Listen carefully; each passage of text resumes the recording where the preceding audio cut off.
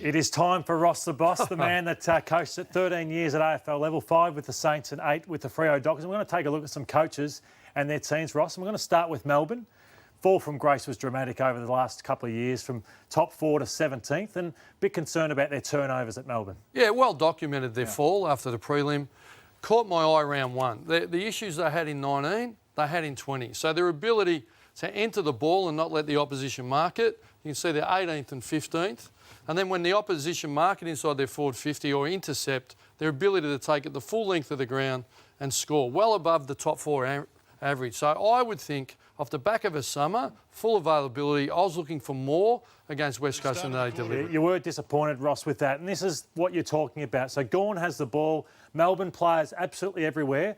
Barrass and McGovern, we see there circled behind the ball. That's what they want. They want the long high ball coming in and watch the kick from Max Gawn. Great intercept defenders, but if you kick it straight to them, they're going to put the bib on. Yeah. So I used to talk about the left hand doesn't know what the right hand's doing here. So, look, it's easy for it to happen, but you'd think round 1, he ignores 4 players to spare, and they raffle the ball, and then away they go. It's the worst result. And here's another one, Clayton Oliver, just going to the numbers behind the ball that West Coast. Everyone asked you about Simon Goodwin then.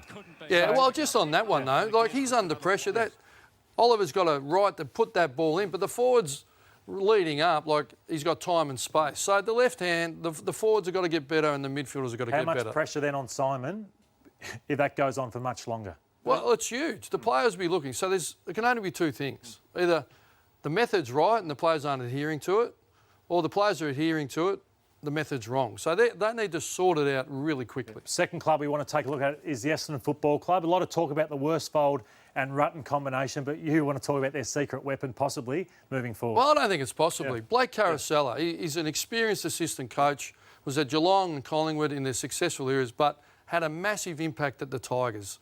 We all knew the Tigers were possessing the ball, trying to build it up, and they went to a penetration, handball, long kicking, go-forward team, and they went to surge the premierships. And that's what we're looking to see at Essendon this year. Yeah, he's been part of premierships as a player and a coach. And Ross, I want to talk about that vision you're talking about, the forward handball from the Bombers. This is one we got from a Marsh Cup game, but just this forward handball momentum, it's similar to Richmond and what CARACELLA did at Richmond. Everything forward, and the way team defences work, they come forward to pressure you. So if you can get forward of the team defence, you're in space, you'll kick a lot of running goals and you can get forwards out the back. So some teams feed backwards and set it up and kick, but everything's going forward. And you'd like to think their long kicking will start to reflect Richmond. We've looked at the numbers and it's almost identical to the Richmond Football Club. And I think if Joe Danaher can get back, Hooker can get back in, we'll see more upside. I think CARACELLA is a powerful recruit for them this year. Does it worry you? Sorry. So I was going to say, Ross, you were in the coach's box at Australia versus Ireland at Croke Park when the All-Australian team, who were serious, with super coaches like yourself and Scotty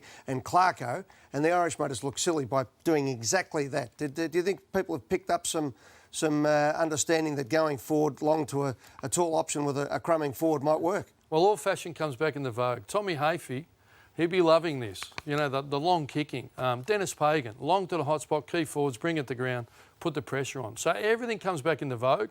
Brisbane Lions were a real Lee Matthews, Hawthorn, everything forward. So that's what we're seeing. I think it's great for the Essendon Football Club. They should be excited. What about Rutten, Worsfold, the mixed messages at times if you've got 2 coaches? Is that a concern for them? Well, I don't know whether it's happening or not, but players, it's like kids. If the parents aren't united, you're in trouble. So players will pick up on it quickly. So hopefully they stay aligned. But if there's miscommunication or players see a hole, they'll jump through that fence and you have all sorts of trouble. Now, the third club we'll take a look at, Ross, is the Hawthorn Football Club, and they were the big winners out of round 1 because they surprised us, didn't they, with the way they dismantled the Brisbane Lions? I thought they were outstanding. Outside of the top 4, the West Coast, GWS, Collingwood delivered, Richmond delivered. I thought Hawthorn, they had, you see here, it was Henderson, Scully and Isaac Smith all involved. Like, they're elite. No one runs better than those 3. So on the expanse of the MCG, they've taken that from one end to the other quickly. You get Mitchell back, you've got Warple, youngest BNF winner. I think Alistair's got all the pieces with Patton up forward, and they can only get better. And with return the injuries, solidify their back line and put Gunston back forward. I think the little master's at it again. There's a lot of young coaches around. Can you even influence more this year, Clarkson? Shorter season, a lot of young coaches about. Yeah, I know when I reflect with Caroline, and talk through experiences, I think I won't make those errors again. So they've been through challenges and how to respond and how to build resilience. One of the young coaches will come through, but numbers tell us they all won't. But we know Clarkson's proven, Scott's proven, Hardwick. You'd love to have them handling your young men. Last one I wanted to talk about was, Ed, the injury list. So just want to talk about Joe Danaher and all the injuries. Joey was meant to come back round 12, 14. Worsfold said tonight he may play round 2. So just the pressure's off. It's bought some players some time. Tom Langdon, heard of him talking about retirement. He suddenly could give him a new lease of life. Kerno could see him in round 2, all the way down the list. Some big things with Cruiser and Martin possibly. Well, look at the quality. Yeah. And we all talk about if you don't get a pre-season, you can't have a great year. Yeah. These guys now have a second pre-season to get stuck into. So when they come back, expect them to impact. Harley Bennell, one on him? Yeah, very exciting. Very close to Harley, spending time with him.